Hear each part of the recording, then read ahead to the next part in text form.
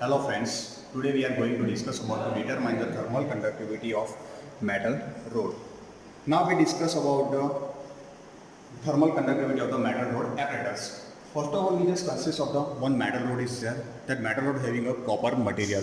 The one end of the metal rod is covered with the heater and another end of we can say that another end of the metal rod which is called as a test rod, which is located or we can say that which is placed inside the cooling water jacket, and that half portion of the metal rod or we can say that middle portion of the metal rod is covered with the shell.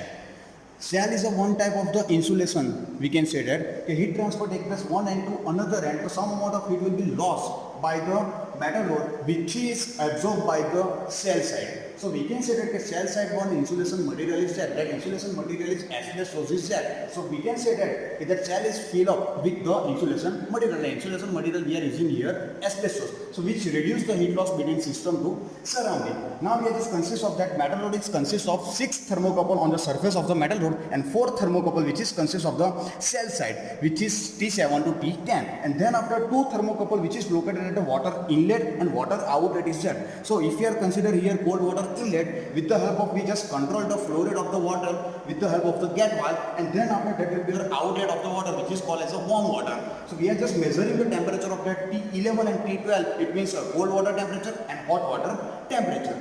Now we discuss about the procedure of the thermal conductivity of the metal rod. Now how to start? First initially we are just consider that the main switch on, then after we can start with the help of the dimmer. So with the help of the dimmer we are just set the voltage 90 initially.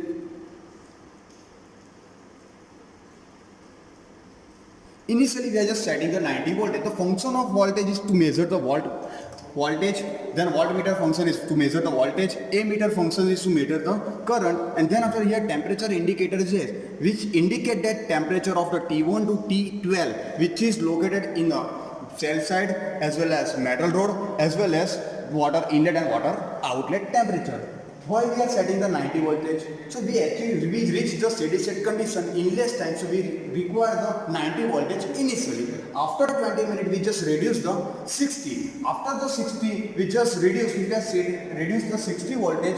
Then after 10 minutes we just take the first reading after the 10 minutes, up to which we achieve or we can say that we reach the steady state condition. If we have reached the steady state condition, that will be our final reading, and using that final reading we just calculate the thermal conductivity of the metal rod. Now we discuss about the observation table of the metal rod. So first of all, in observation table, voltage input. That voltage input, it means your 60 voltage is fixed, and during this 60 voltage we are just measuring the current which is right down here.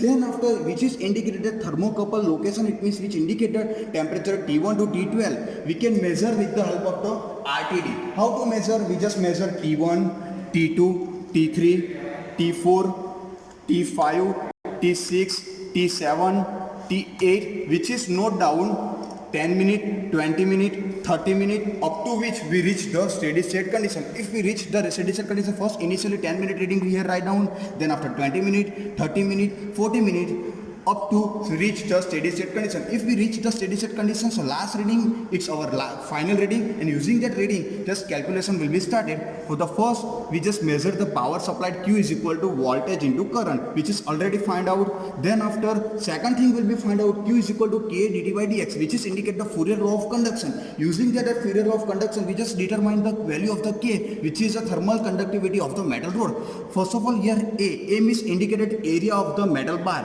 which is directly given here 5.065 into 10 to minus 4 meter square, which is put here, and then find out. Then after consider the delta T means temperature difference on the metal rod, which is considered, which is average temperature of the metal rod will be considered, because metal rod having a 6 thermocouple, so we consider T1 to T6 divided by 6, and then after dx is indicated thickness of the your metal rod. After putting each and every value, just find out the value of the Q, because Q is already find out with the help of the first. So then after finding out the K, then after second thing will be find out, now we require the actual heat supply. So how to determine actual heat supply? So we just find out actual heat supply is equal to, we just consider first power input minus heat dissipated to the water minus heat lost to the asbestos. But here in this experiment we are just only consider the conduction, we are not consider the convection. Because why we are not consider the convection? Because we are not supplying or rejecting the water. It means we are not supply or reject will be heat supply supply heat to the water and rejecting to the heat, we are neglecting. So it means we are not supply and rejection of, we can not consider the water supply and water outlet. So at that time we are neglecting the heat dissipation to the water. So that will be considered the zero.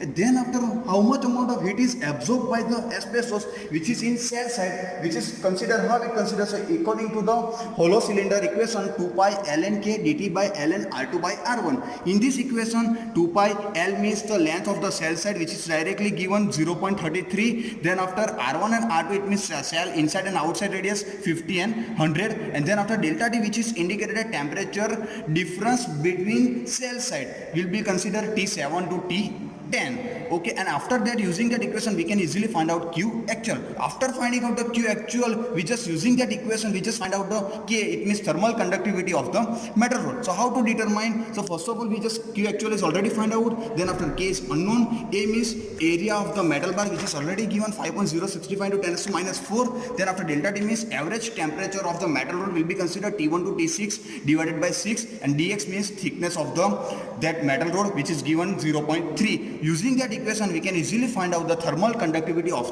a metal rod. That metal rod we are using is a copper. So instead of that metal rod, we can use any other metal rod will be considered. That metal rod having a different material. Using that different material, we can easily find out the thermal conductivity of that metal rod.